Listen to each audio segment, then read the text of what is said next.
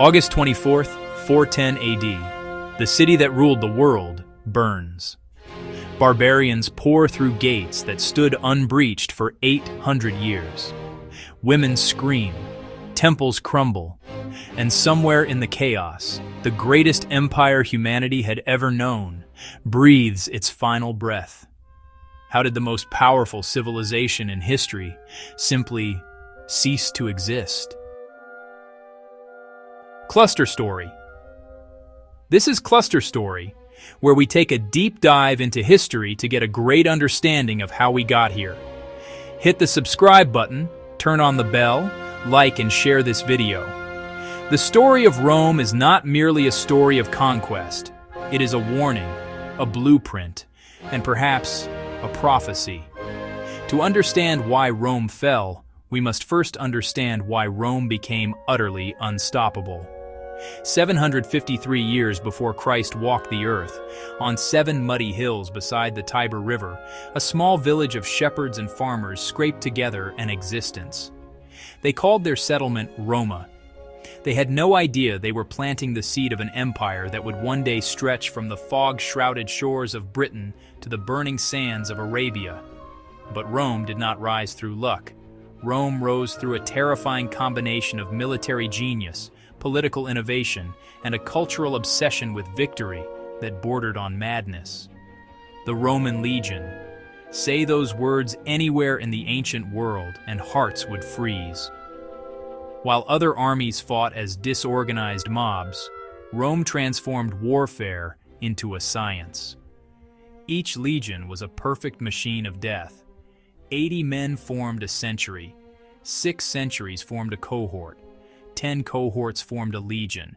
And when legions marched together, empires trembled. The genius wasn't just in numbers. It was in adaptation.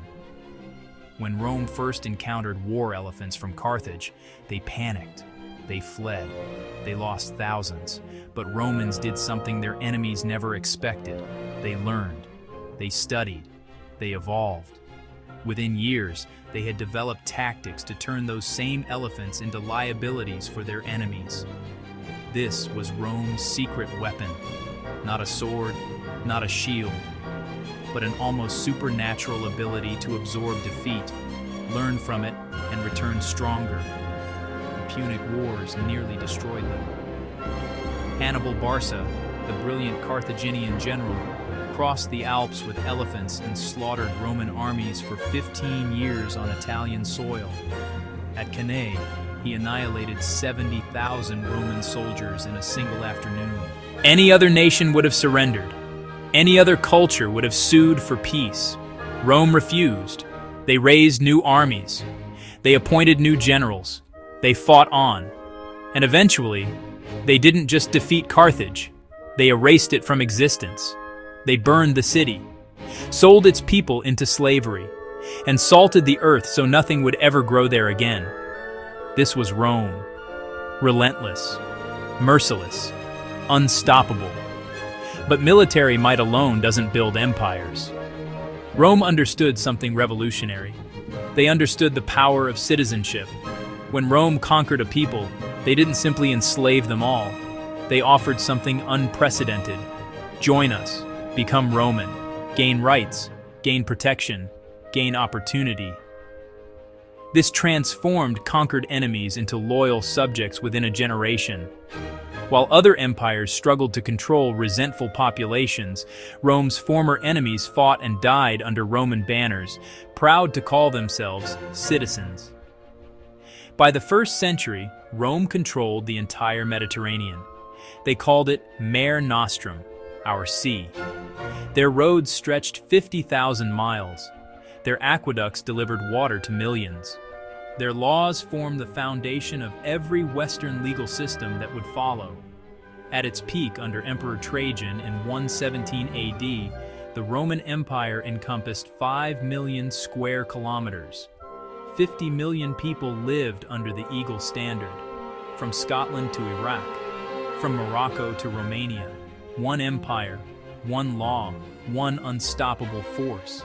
And then, it began to crack. The question that has haunted historians for centuries is deceptively simple. How did this happen? How did a civilization that conquered the known world simply collapse? The answer is not one thing. It is everything, all at once. First came the crisis of leadership. Rome's greatest strength, its system of military meritocracy, became its greatest weakness. Emperors were no longer chosen by wisdom or ability. They were made by whoever commanded the largest army. Between 235 and 284 AD, Rome saw more than 20 emperors. Most died violently, assassinated by their own guards, murdered by rivals, killed in civil wars that drained Roman blood and Roman gold. While Romans slaughtered Romans, the borders grew weak. Beyond the Rhine, beyond the Danube, the Germanic tribes watched, the Goths, the Vandals, the Franks. For centuries, Roman steel had kept them at bay. Now they sensed something different. The eagle was wounded. Economic collapse accelerated the death spiral. Wars cost money. Civil wars cost more. To pay armies that might turn against them at any moment, emperors debased the currency. They reduced the silver in coins until Roman money became nearly worthless. Inflation exploded. Trade collapsed. The sophisticated economy that had made Rome great began to disintegrate. Farmers abandoned their fields. Cities emptied. The tax base evaporated. And without taxes, there were no soldiers. Without soldiers, there were no borders. Plagues swept through the weakened empire. The Antonine Plague killed 5 million. The plague of Cyprian killed thousands every day in Rome alone. These weren't just tragedies. They were catastrophes that hollowed out the legions and emptied the workshops that supplied them. Then came the moral collapse. The civic virtue that had built Rome, the willingness to sacrifice personal comfort for collective glory, faded into decadence. Why fight for Rome when Rome no longer felt worth fighting for? Why pay taxes to a government that could not protect you? Why remain loyal to emperors who ruled for months before dying on some distant battlefield? The Romans didn't just lose their empire. They lost their will to maintain it. By the late 4th century, Rome had split in two. The Eastern Empire would survive as Byzantium for another 1,000 years, but the West was dying. The barbarians came not as invaders, but as settlers seeking refuge from other barbarians. The Huns, sweeping out of the Asian steppes, pushed entire nations westward. The Goths begged for Roman protection. Rome, desperate for soldiers, let them in. When Roman officials abused them, starved them, enslaved their children, the Goths rose up. At Adrianople in 378 AD, Gothic cavalry destroyed a Roman army and killed Emperor Valens himself. It was the beginning of the end. The final century of the Western Empire was a prolonged death rattle. Generals of barbarian origin commanded Roman armies against other barbarians. The line between Roman and enemy blurred until it became meaningless. On September 4th, 476 AD, a Germanic chieftain named Odoacer entered Ravenna, the last imperial capital.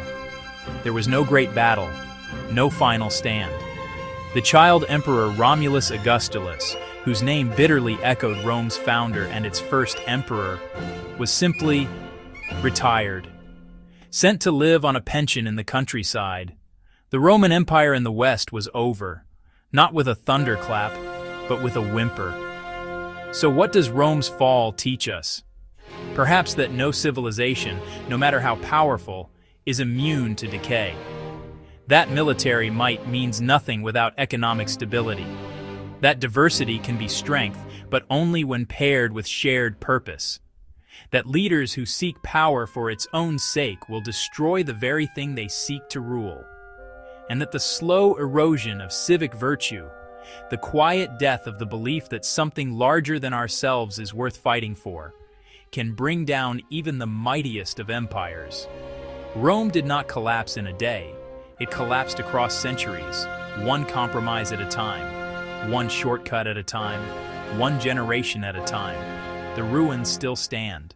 The Colosseum, the aqueducts, the roads. They stand as monuments to what humans can build when united by purpose and vision. And they stand as warnings of how completely we can lose it all. The Romans never imagined their empire would end. They called their city the Eternal City. They believed it would last forever. They were wrong. The question that haunts us now is simple. Will we learn from their mistakes? Or are we doomed to repeat them? History is watching, and history never forgets.